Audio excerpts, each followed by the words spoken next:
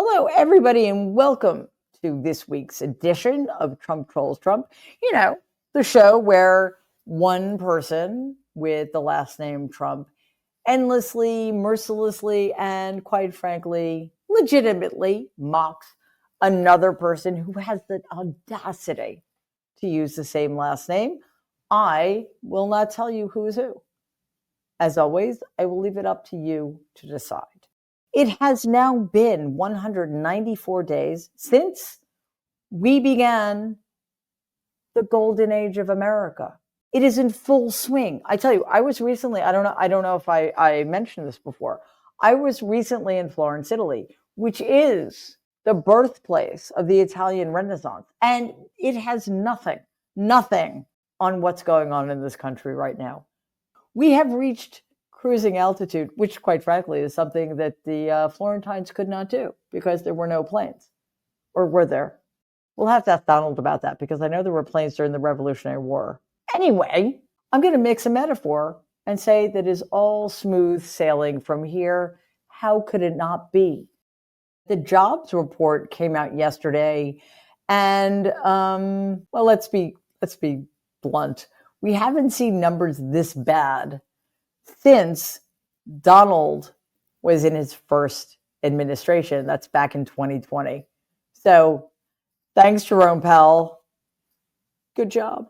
All right. The pressure may finally be getting to Donald. I never like to be definitive in these things because he's a slippery little guy. Have you noticed that? But this week he went on a taxpayer-funded, well, we could call it a field trip because all he did was play golf. All he did was cheat at golf. And of course, he used our money to promote his business, which last I checked is illegal, but nobody seems to care about that anymore. And also he looked bad. Now, as you guys know, I do not, and I mean this seriously, I do not believe in ad hominem attacks. I think they're below the belt. I think that they're unfair, and I think that they're unkind. So I am not one to engage in them, but that's different from pointing out that the president of the United States looks deeply unhealthy, which is something that should concern us. So I wonder why, because Donald, as you know, was an extraordinarily vain person, why he suddenly decided that he didn't need to go out in public wearing makeup and having his hair done. Again, I don't care that he wears makeup or has his hair done. I care that he doesn't look well. Anyway, right after he landed, he started lying. Or, I mean, I guess we could say right after he inhaled, he started lying. And of course, he's always trying to distract from the Epstein controversy. And in order to do that, he has landed on the strategy of rambling incoherently, which he's quite good at. So, you know, credit where credit is due. In a meeting with President Ursula von der Leyen of the European Commission, when they were supposed to be talking about trade deals, Donald went off on a tangent. And he basically reverted to what we have come to know as his worst nemesis. Yeah, I know you guys thought it was me, or at least some of you thought it might be me, but no. It is a much more terrifying prospect. The killer. It's a killer. I mean, it is a killer of things Donald cares about so very deeply. Whales, birds. I'm talking about windmills, guys. Windmills. So I'm not going to make you sit through the whole thing because I actually like you, but here's a short edited version of his remarks. Ladies and gentlemen, I present to you the President of the United States of America. We will not allow a windmill to be built in the United States. They're killing us. They're killing the beauty of our scenery, our beautiful plains. And I'm not talking about airplanes. I'm talking about beautiful plains. And you see windmills all over the place. It's a horrible thing. It's the most expensive form of energy. It's no good. They're made in China, almost all of them. When they start to rust and rot in 8 years, You can't really turn them off. You can't bury them. They won't let you bury them. There's a certain type of fiber that doesn't go well with the land. That's what they say. The environmentalists say you can't bury them. The whole thing is a con job. It's very expensive. It ruins the landscape. It kills the birds. They're noisy. 1 or 2 whales wash ashore. And over the last short period of time, they had 18 because it's driving them loco. I look over the horizon and I see 9 windmills. It's like, no, windmills will not come. It's not going to happen in the United States. People ought to know that these windmills are very destructive. Many countries have gotten smart. They will not allow it. The worst form of energy, the most expensive form of energy. Windmills should not be allowed. Sorry, let's see. Wow. Speaking of blights on the landscape, speaking of loco, I mean, there are so many places to go there. And I keep telling you, Donald, stop looking in the mirror when you say such things. I actually think they're aesthetically really cool. And they don't make noise. And they're quite efficient. Most of them are inland. They don't kill whales, which is, by the way, something Donald Trump couldn't give a shit about. They don't kill birds. Yet another thing Donald Trump doesn't give a shit about. So why would he be so against this incredibly effective form of clean energy? Maybe he has some other ideas of where we should get our energy. And I'm sure it has absolutely nothing to do with enriching his friends. Anyway, Doug Bergam, who is the Secretary of Interior and the chair of the administration's National Energy Dominance Council. Wow, he must be something, Doug. Came to Donald's rescue. By the way, that ridiculous, the National Energy Dominance Council position was created out of whole cloth by an executive order in February. Doug Bergam appeared on Fox Business this week to explain to host Stuart Varney that not only does he not know how to pronounce the kind of very basic word nuclear, you would expect, I think it's reasonable to expect the Secretary of the Interior to be able to pronounce such a word. He pronounces it nuclear, which quite frankly gives me George W. Bush flashbacks, like the bad kind. But Bergam wanted to assure us that solar power doesn't work because the sun goes down. You would also expect that somebody who's the Secretary of the Interior and allegedly not a stupid person would know that the sun does not go down. Like, that's not a thing that happens. What happens is that the Earth rotates on its axis and turns away from this, essentially, the sun is always up. It just may not be in the sky where you are because the Earth rotates on its axis. Anyway, let's take a look at this. You destabilize the grid unless you've got the baseload electricity, and that can come from hydro, geothermal, nuclear, oil, gas, all kinds of sources. And like we were this last week, over 90% of the energy between Washington, D.C. and New York was coming from fossil fuels and from nuclear. We've had times during the last couple of days where, in spite of the hundreds of billions of dollars this country spent on wind, we only had like 1% or 2% of the electricity being generated by wind. And then, of course, when the sun goes down, you have a catastrophic failure called sunset, and there's no solar energy produced. Okay, so leaving aside the egregious mispronunciation of nuclear, these people, I mean, it's not always windy either, right? So what happens? Like what is it? There's this thing that human beings can do. Let's see. It's going to take a minute because it's so beyond my area of expertise. But they do something called store energy. Like in batteries. Fucking idiots. All right. So Bergam, of course, is not the only one confused, and the only one so far out of its depths that the fact that he can tie his shoelaces is quite something. On Wednesday afternoon, Donald held a reception for a bill signing in the Roosevelt Room of the White House. The bill was for a VA home loan reform that was authored by Representative Derek Van Orton, who's a Republican from Wisconsin. And the bill is intended to help veterans with their home loans. I know, shocking that a Republican would care about such a thing. And that's great, right? That's cool. But when Donald introduced Van Orton, not only did he not know who he was, but he had absolutely no idea that the very man had been standing behind him on stage the entire time. Check this out. I'm thrilled to be joined by the bill's sponsor, Congressman Derek Van Orton. Where's Derek? Right here. Derek? Hello, Derek. I didn't see you back there. Well, I'm a Navy SEAL. Snuck up. That's it. And Mike, how are you, Mike? Mr. President. These two gentlemen are terrific. He sounds so thrilled. Yes, these two gentlemen were what? Anyway, I mean, not that subject-verb agreement is something that Donald is expert at, of course. But I've said this a lot recently. I sometimes wonder if Donald is oriented to time and place, because most of the time, it doesn't seem as if he is. Just as much of the time, it doesn't seem like he is aware who is around him or who it is he's actually talking to. There's more. Donald is having trouble, as I said, recognizing people he says he's known for years.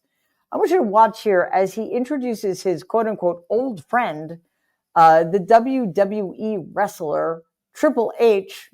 I'd certainly never heard of him, but then again, I've never claimed that he's an old friend of mine. And even though he's standing right next to him, Donald does not seem to know who he is. 14-time WWE World Champion, and he's a man who you're not going to mess around with. Even Bryson said, I think I'll take a pass on him, right? You're going to take. And he's another one who's been my friend for a long time. He's really an amazing athlete, Triple H. Triple H. There he is. Oh, that's still very strong. Bravo. Yes, HHH. That wasn't embarrassing at all, was it? Now, that was Thursday during an executive order signing ceremony in order to reinstate something that's near and dear to Donald's heart. Maybe that was the wrong way to put it. The presidential fitness test. There's no word on whether or not Donald has to take it, but hey, little guy, I've got some good news for you. They've removed the crunches requirement. Oh, I think it would be a great idea, if you want to promote this thing, for you to take that test. I, for one, am quite eager to see how many pull-ups you can do. Just kidding. Anyway, that whole thing was a total disaster. Donald gathered a group of various athletes and wrestlers. I mean, listen, I know wrestling is fake, but wrestlers are athletes. I don't think we need to separate them out. Seriously. We watched lots of wrestling when I was a kid. Of course, I thought it was real, but it's no joke what those guys do. I'm not serious. I'm being completely serious. Like, wrestlers are athletes, even though it's a show, right? So anyway, these athletes, including wrestlers, were gathered together for this rollout, but even they did not seem to know what was going on. And they had no idea why they were there, apparently, which is not the best way to organize an event. So watch what happens when Donald introduced former NFL player and registered sex offender Lawrence Taylor to the crowd. I'm just proud to be on this team. I don't know why. I don't know what we're supposed to be doing, but I'm here to serve, and I'm here to serve you. Okay, so I'm going to do the best I can for as long as I can. Thank you very much. Nobody like him.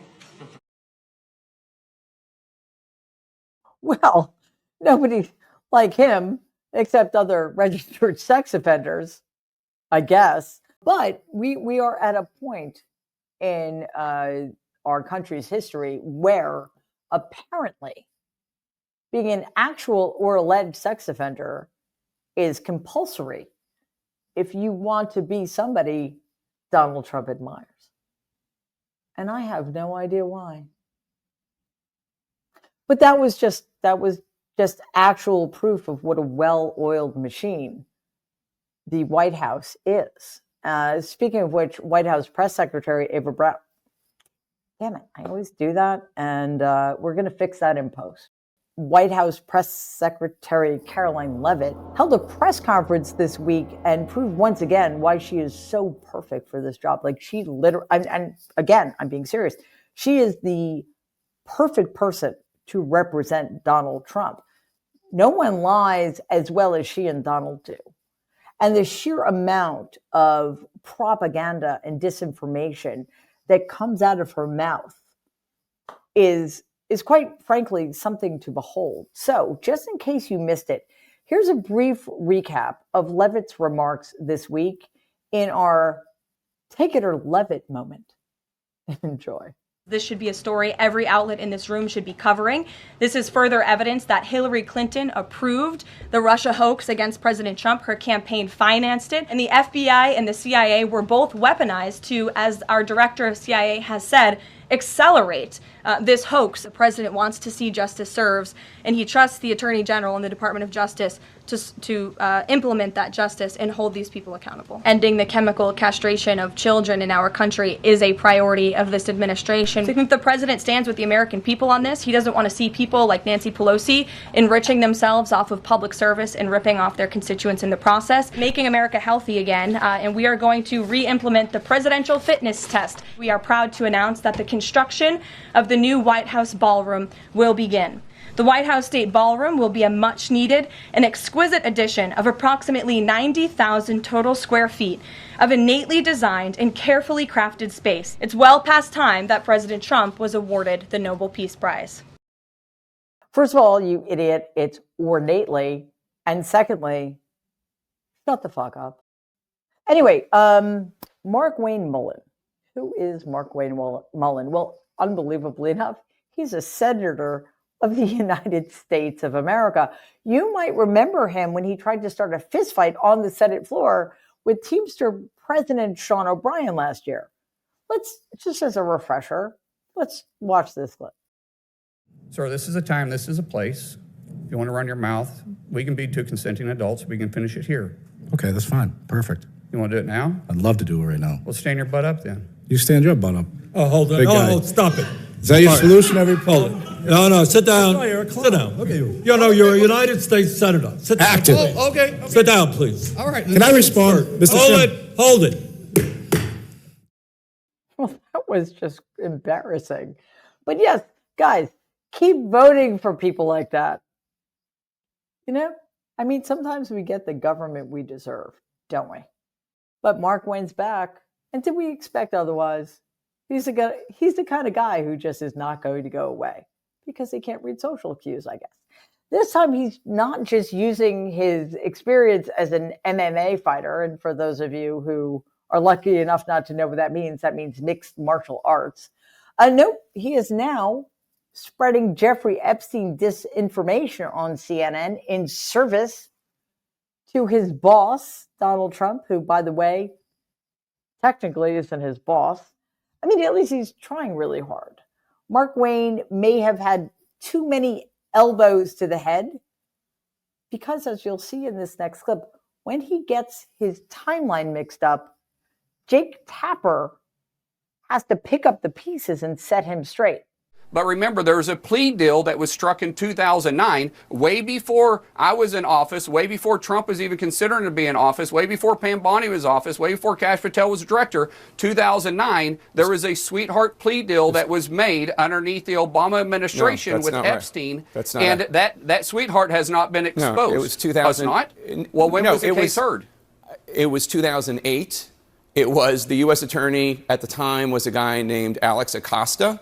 He was a Bush appointee. He went on to become President Trump's Secretary of Labor. It all took place in 2008. Who was in office at the time? 2008, George W. Bush. Who was in office at the time? George W. Bush. No, 2009 is when the case came out, and it was and Obama was in office at the time. It's not true. It's not true. I mean, that's basically all we can say all the time. It's not true. It's not true.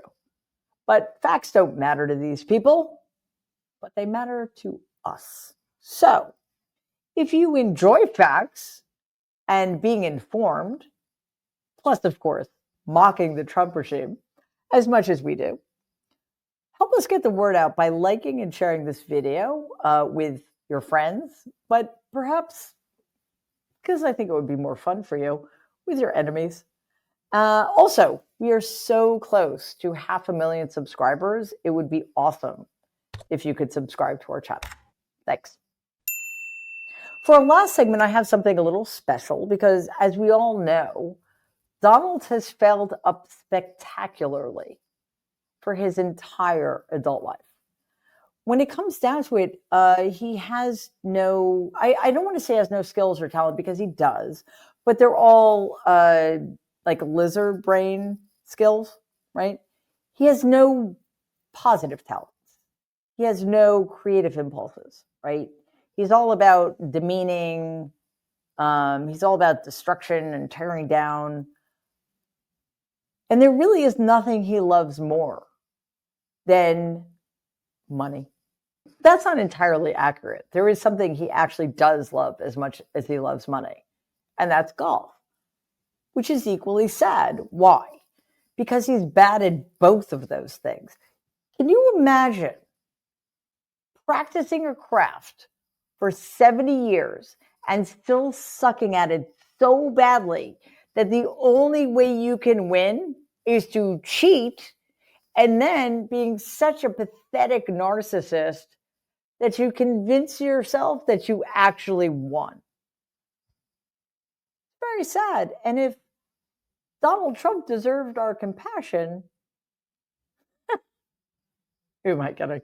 But yes, Donald cheats at golf. He obviously knows this. The American people know it. In fact, they should have known it for decades. The clubs he plays at know it. The damn caddies who caddy for him obviously know it. This 30-second clip basically explains Donald's entire life.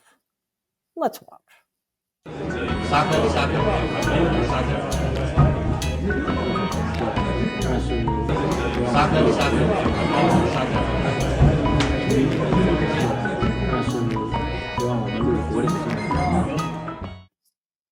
What a sad little man. Yeah, but he's evil, so that's all right. He deserves it. You know, the one good thing about Donald, no, let me rephrase, there's nothing good about Donald.